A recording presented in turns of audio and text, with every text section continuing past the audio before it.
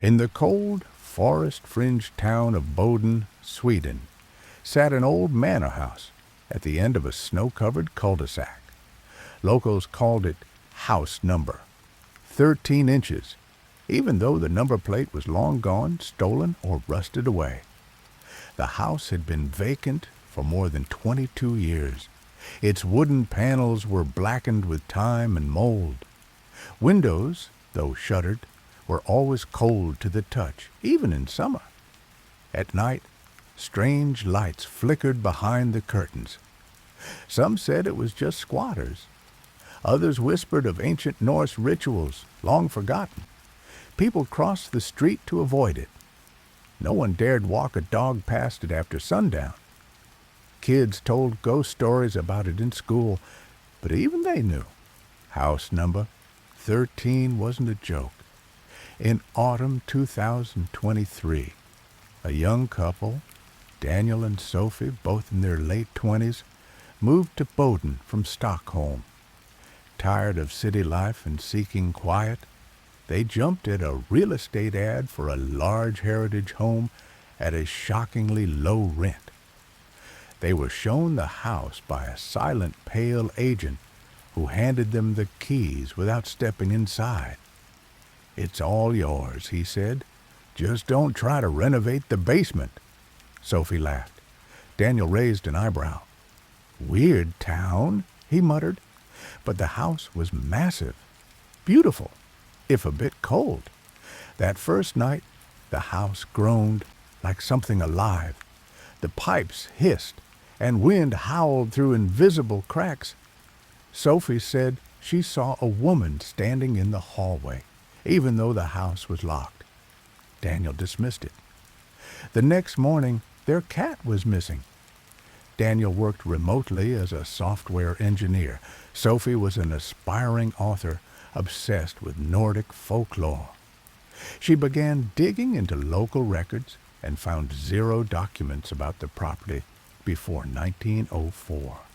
A strange gap in Swedish records, which were usually immaculate.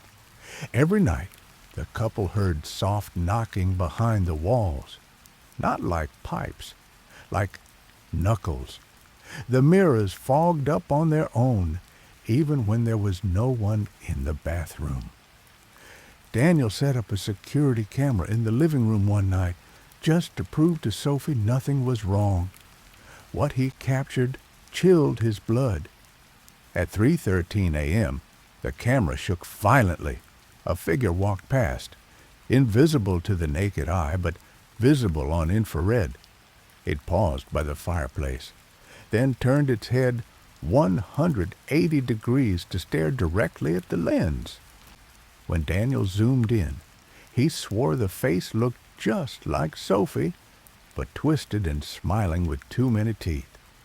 Sophie became obsessed with the house. She stopped eating, stopped writing.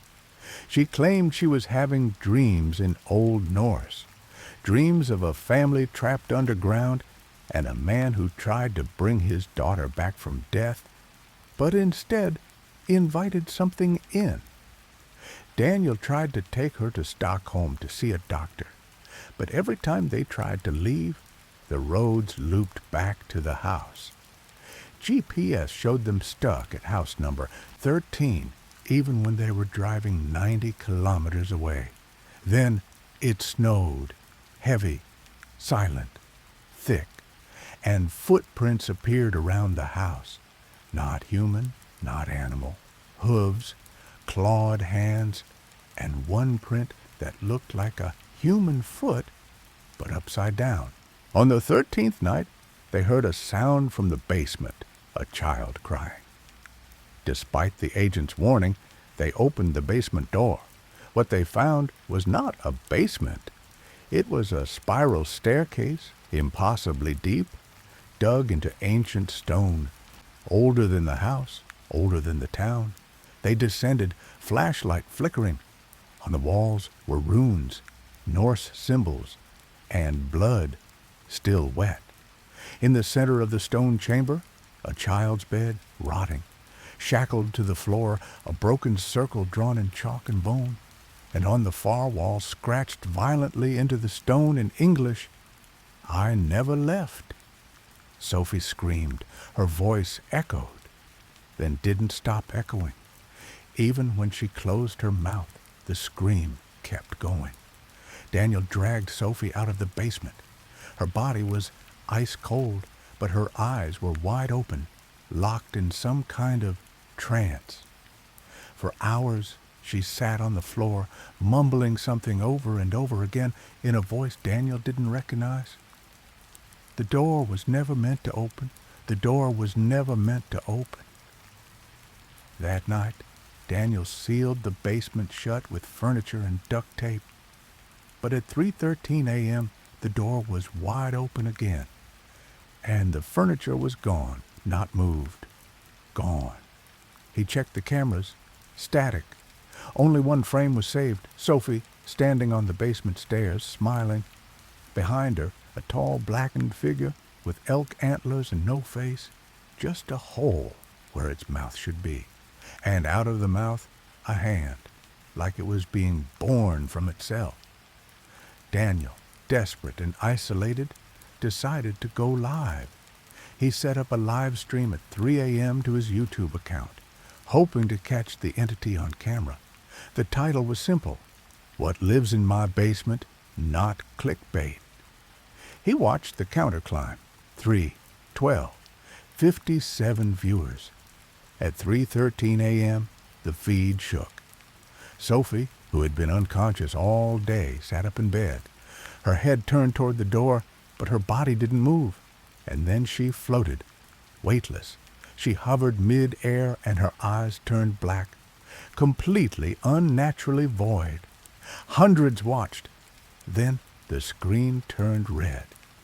Screaming filled the speakers. The stream cut off at exactly 3 minutes and 13 seconds. The video was auto-flagged and deleted from the platform. Daniel's channel was terminated. Every file on his laptop was corrupted, but the viewers had seen enough. Reddit threads exploded. There's House 13 Sweden trended for 2 days until every post about it was taken down. One Redditor, whose screen recorded the live stream, later posted, "At 3:12, Sophie blinked. At 3:13, she looked at me, like through the screen. I haven't slept since." Daniel tried to run, literally, into the woods, barefoot in the snow, phone clutched in hand. He called the police. "There's something in the house. My wife, she's not my wife anymore." They found him 2 hours later, screaming in the cabin 6 kilometers outside town, speaking in Icelandic, a language he'd never studied. He had carved runes into his own chest. When questioned, he said, "She's still in the house, but it's not her. It wears her." He was sedated, transferred to a mental institution. When they went back to the house, it was gone. Just a field of untouched snow. No foundation, no debris, no house number.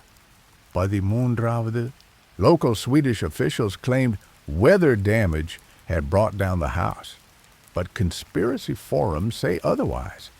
Some screenshots still exist of the live stream. Faces embedded in walls, whispers encoded in audio spectrogram that spell Theria, an ancient Norse spirit bound in isolation during the Black Plague era. Old maps from the 1600s show a ritual ground in that exact location, marked with a black X. Daniel remains missing. The institution claims he escaped during a fire, but no body was ever recovered. 6 months later, an encrypted folder was sent anonymously to a paranormal podcast based in Oslo. Inside, a 4-minute video corrupted except for 6 frames. Audio that, when slowed down, sounds like a child crying, "I'm still here." One journal entry, allegedly by Daniel, typed days before his disappearance. It was never about the house. The house was the gate. Sophie was the key. But something else used her. Something older than God. I opened it. I let it through. It lives in the space between thoughts. If you've seen it, it's already watching you. Redditor at Ragnar13 posted this comment under a now-deleted video. I live in Boden. There's no street with a number 13, never was. But last night, I drove past the old woods near the outskirts. My radio went static, and on my GPS I saw the street name change, just for a second. 13 Kalavägen. That's Swedish for cold way. My headlights hit something pale at the tree line. It smiled. I didn't stop the car.